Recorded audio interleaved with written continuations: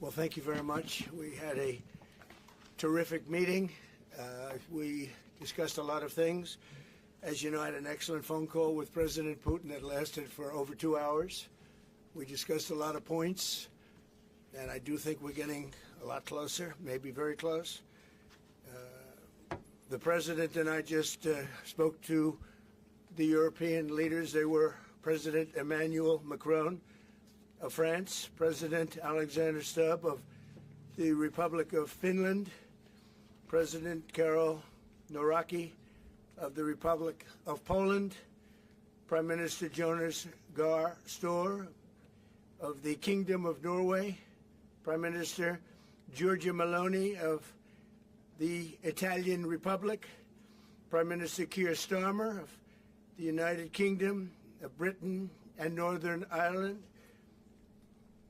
Chancellor Friedrich Merz, the Federal Republic of Germany, Secretary General Mark Rutte, the North Atlantic Treaty Organization, NATO, President Ursula von der Leyen of the European Commission. We spoke to all of those great leaders. They're all great leaders. And we had a great talk with them after we were completed. We thought it was appropriate to speak with them. And our meeting was excellent. We covered, somebody would say 95%. I don't know what percent, but we have made a lot of progress. Welcome to 45th Perspective, the channel where we focus on clear, direct coverage of major political moments without unnecessary noise or spin. In this video, we bring you the full remarks from President Donald Trump and Ukrainian President Volodymyr Zelensky following their bilateral meeting, a discussion that has drawn significant attention due to Trump's comments suggesting the two sides may be very close on key matters. This meeting comes at a critical time, with global audiences closely watching how U.S.-Ukraine relations may evolve and what signals are being sent to allies, opponents, and the international community. You'll hear directly from both leaders as they address the media, share their perspectives, and outline their tone moving forward. The video captures not just what was said, but how it was said, offering viewers insight into the seriousness of the discussion, the diplomatic posture on display, and the broader implications of their statements. Rather than speculation, this video allows you to listen, observe, and form your own conclusions based on the words and body language of the leaders involved. This coverage is designed for viewers who want first-hand political moments, official remarks, and real-time reactions, all in one place. Backhand index pointing right. Subscribe to 45th Perspective for consistent political coverage, like the video to support the channel, and turn on notifications so you don't miss important updates. On ending that war, which is really certainly the most deadly war since World War II, probably the biggest war since World War II. And I want to thank Steve Witkoff, who's here, and I'd like to thank Jared, who's here someplace. Thank you, Jared. And thank you, Steve. What a great job you've done. Jared Kushner, Steve Witkoff, and Marco Rubio is here. Thank you, Marco. And Pete Hegseth is here. Those two people are doing an unbelievable job. And the four people on this one are doing, I don't think anybody could do it. And we'll see if it gets done, but it's very close, certainly. Nobody would even have a chance of getting it to where it is right now. Nobody would have thought that was possible. So I just want to say we've done very well. We've had discussions on just about every subject, and that includes with President Putin before. And we went into great detail, and we likewise went into great detail today. And it was an honor to have you at Mar-a-Lago and have lunch. I hope you enjoyed the food. Your people enjoyed the food, I can tell you that. You're big, strong people. Your general over there looks like central casting. I want to also, by the way, speaking of generals, we have a great general, General Raisin Kane, who is here someplace. Thank you, General. Thank you very much. He's great. So, Mr. President, maybe you want to say a few words, and then we'll speak over the next couple of weeks. We'll speak probably quite a bit, but we'll speak tomorrow. Thank you very much. Appreciate it. Thank you so much, Mr. President. Thank you. Thank you for everything. Dear colleagues, first of all, I would like to thank President Trump for a great meeting at this amazing place in his home in Mar-a-Lago. And we had a really great discussions on all the topics, and we appreciate the progress that was made by American and Ukrainian teams in these recent weeks.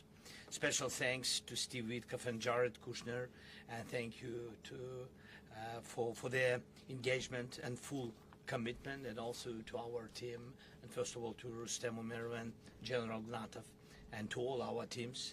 And we discussed all the aspects of the peace framework, which includes, and we have great achievements, 20-point peace plan, 90% agreed, and U.S.-Ukraine security guarantees, 100% agreed. U.S.-Europe, Ukraine security guarantees, almost agreed.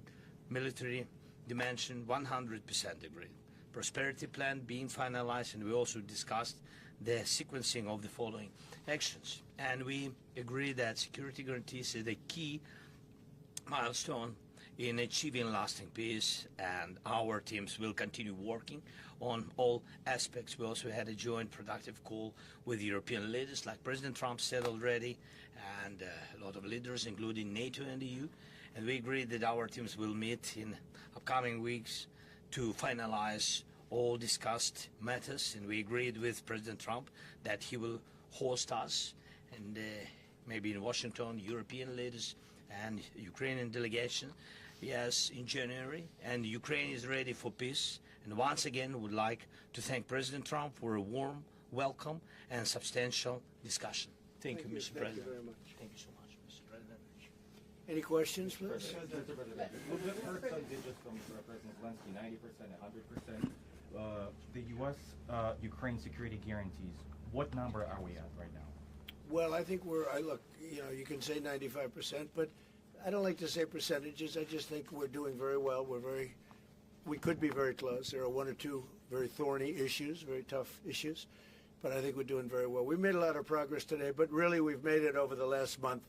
This is not a one-day process deal. This is very complicated stuff, but I think when the president says 95, I think, could be close to 95%. Yeah, please, behind you. Mr. President, have you agreed on the so-called free trade zone on Donbass? How to separate the sites? How to make the separation line? Who will be responsible? The word agreed is too strong. I would say not agreed, but we're getting closer to an agreement on that, and that's a big issue. Certainly, that's one of the big issues, and I think we're closer than we were. Probably it's unresolved, but it's getting a lot closer. That's a very tough issue, but one that I think will get resolved. Yeah, please. We are receiving some mixed signals coming from Moscow, even after you spoke with President Putin. Can you assure us that you have received written or an informal response from them? Well, what was the issue? You have to tell me. What did they say? So they are telling that Ukraine has to give up Donbass. Just a very recent statement coming out. Well, that's what they've been asking for, and there's a dispute about that. So they're going to have to iron that out. That's an issue they have to iron out. But I think it's moving in the right direction. If they reject or delay the solution or peace agreement that you try to achieve, if something doesn't happen, you mean if something doesn't happen? Yeah, go ahead. May I ask? No, go ahead. You're going to finish your question. Will there be any step that the United States be prepared? Well, we'll see. Look, we'll see. But I don't want to talk about that because I think we're getting pretty close. Yes, please. May I ask the President of Ukraine Please. about territorial question? Mr. President, what is your take on Donbass status? Are you prepared to see it as a free economic or demilitarized zone? No, we spoke about 20 points plan, and I'm happy that really our teams very close to results, and I agree with President Trump that our teams worked not one day and not one week, more than 1 month, beginning from Geneva, then 2 meetings in Miami, then we had Berlin, and now we have Mar-a-Lago. So this is a very difficult question. You know our position, so it's, we have to respect our law and our people, and we respect the territory which we control. And of course, our attitude is very clear. That's why President Trump said this is a very tough question. And of course, we have with Russians different positions on it. And have you discussed referenda about? No, when we speak about referendum, we spoke that it's one of the key. We can have referendum on any kind of points of this plan. I said that we can use referendum like for the plan, or we cannot use referendum. It's one of the key. We can use, this possibility of Parliament to vote according to the law or to have referendum. Doesn't matter. This referendum, if the plan will be very difficult for our society, very difficult. Of course, our society has to choose and has to vote because it's their land, the land not of one person, it's the land of our nation for a lot of generations. They'll probably have to get their plan approved by Parliament or by referendum of the people. You would think that they want, I know they had a poll that it's 91% in favor of ending this war, so they want to end it like everybody wants. Russia wants it ended, everybody wants it ended, so, and we want it ended. I want it ended because I don't want to see so many people dying. We're losing, massive numbers of people, the biggest by far since World War II. So we want to see it ended, absolutely. President Yes. Trump, you said at the top that you plan to speak again tomorrow. Is that correct? I might. I mean, it depends on what happens tomorrow. If there's an additional something to add, otherwise there's no reason to. We're in the process. Jared and Steve are working very hard to get something done, and if there's something that comes up, I'd speak, but otherwise I don't think there's any reason to. In your mind, sir, what are the thorniest issues still unresolved after the? Well, I think the land you're talking about, some of that land has been taken. Some of that land is maybe up for grabs, but it may be taken over the next period of a number of months. And you're better off making a deal now. Look, let me tell you, they have been very brave. They fought very hard and continue to fight very hard and do tremendous damage. But Russia would like to see it end, and Ukraine would like to see it. And I think it's time to end. And a lot of very brave people, a lot of people that are dead right now, unfortunately, because I've said, and nobody's disputed it, that if the election weren't rigged and stolen, 2020, you wouldn't have had this war. It would have never happened. And it didn't happen for 4 years. Never was even thought to happen. And I spoke with President Putin. I got along with him very well, despite the Russia hoax, which was a total hoax. He used to say, what is going on over there? But it was a total hoax, as he knew and as I knew. But I spoke to him, and we'd talk about Ukraine. I've said it before. It was the apple of his eye, but he wasn't going to do anything about it. He didn't do anything about it until I was gone, and then a lot of really bad statements were made by people, by a lot of people, I guess, but by a certain president that we had who was a disaster. Mr. Yes. President, do you anticipate going to Ukraine if you can get to an agreement? And I know I you have no said problem earlier, with doing it. I have no problem with doing it. Don't anticipate it. Would like to get the deal done and not necessarily have to go. I've offered to go and speak to their parliament, and if that would help. I don't know if that would help. I think it would probably help, but I don't even know if that's. You're welcome. Yeah, no, I know. Always. So I'm not sure that it would be really necessary, but if it would help save 25,000 lives a month or whatever it may be, I would certainly be willing to do that. Yeah, please. No, behind you. And how about Where are you from? from Ukraine? Good, I had a feeling. Public broadcaster. Good. And how about Zaporizhia nuclear plant? Have you discussed this question? On what? Zaporizhia nuclear plant. Yeah, we discussed that at length today. As you know, it's in pretty good shape. It can start up immediately, almost immediately. And it's one of the things I discussed with President Putin. And they were talking about the nuclear plant. It's probably the biggest in the world, just about the biggest anywhere in the world. Can you believe that? And President Putin's actually working with Ukraine on getting it open. He's been very good in that sense. He wants to see that open. And he hasn't hit it with missiles, hasn't hit it with anything. It's a big danger to do that for everybody. But they're working together to try and get it. It can open very quickly. It's in pretty good shape. And the people there have been there for years. The people there running it. They have 5,000 people in that plant. Can you believe it? I learned that today. 5,000 people. It's the biggest plant of its kind in the world. And they're working together to get it open. They could maybe get it open quickly. That's a big step when he's not bombing that plant. It's a big step. Mr. President, in the readout from Moscow, they talked about the creation of some working groups.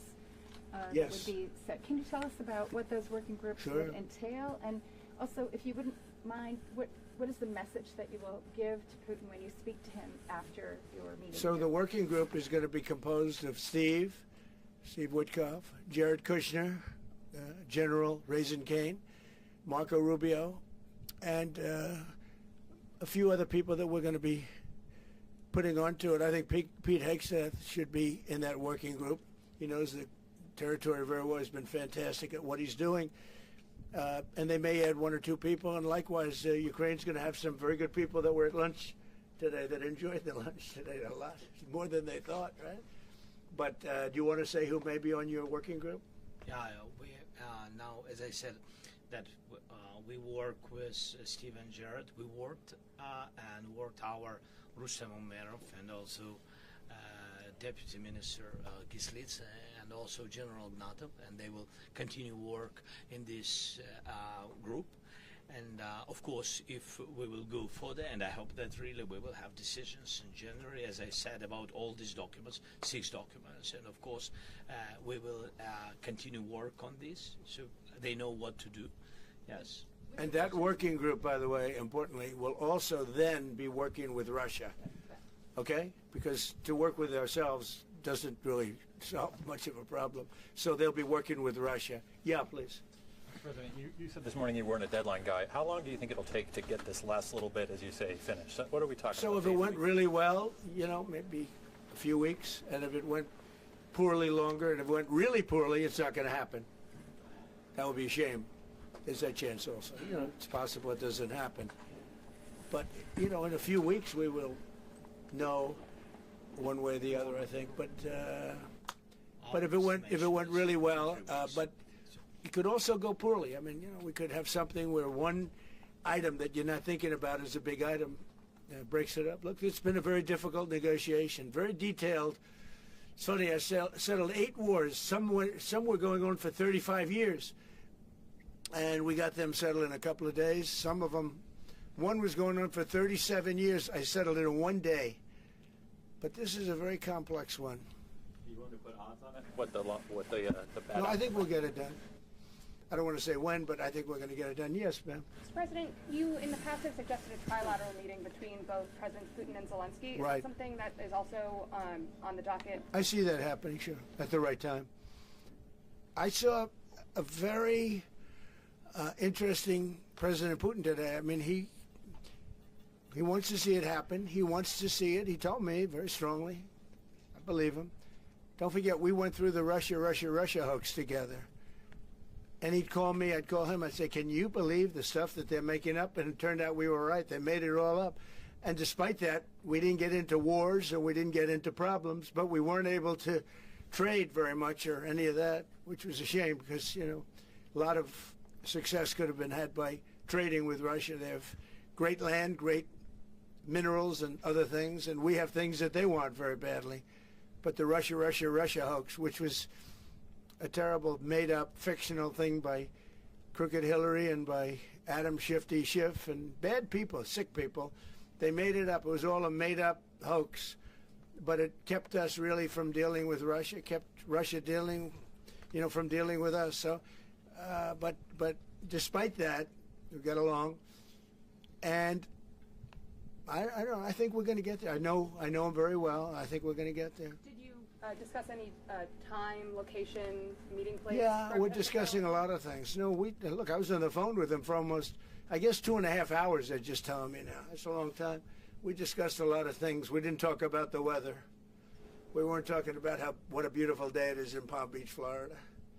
Yes. Trump, President Zelensky mentioned maybe a meeting with European leaders back in Washington. Would that be in the next few weeks? Well, in Washington or someplace, yeah. These leaders that I just read, these are great people. You know, they've spent a lot of money on helping Ukraine.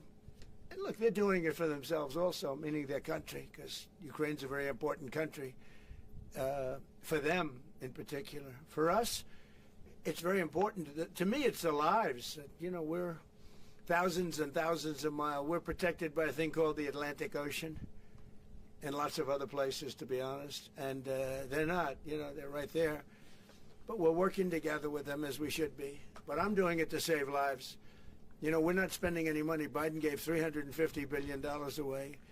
And the president was nice enough to give us a contract to take out rare earth and things. So we'll see how that all works out. We have a contract, but we appreciated that. He was very good. But we'll see how that works out. But if you think about it, we're going to have I really believe we're probably, Mr. President, by far closer than ever before with both parties. We had some times when he was close and President Putin wasn't. Then when President Putin was close and he wasn't. You saw that in the White House. But I think they both want to see it happen. Mr. President, in your conversation with... You're saying that, you've said multiple times that you want to stop the killing, and nearly 100 American citizens died in Ukraine on the battlefield. What's your message to their families whose loved ones died fighting for Well, look, I mean, the message is so obvious. It's what a shame. They died in a foreign country. And some are celebrated people. They're very celebrated. But so sad that a thing like that would happen. Yes, ma'am. President Trump, obviously security is a major issue for the Ukrainians. Right. Did you offer any promises, any assurances today? Well, I did. We want to work with Europe, and Europe is going to take over a big part of it, as you can imagine. You know, they're right there. But we're going to help Europe 100%, like they'd help us. Yes, ma'am, you were going to say something? Yeah, I was just going to ask, when your conversation... Who are you with? Andrea Shalal with Reuters. That's what I thought. Yeah.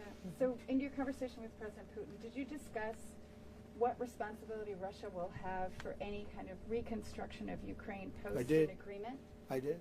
And they're going to be helping. Russia's going to be helping.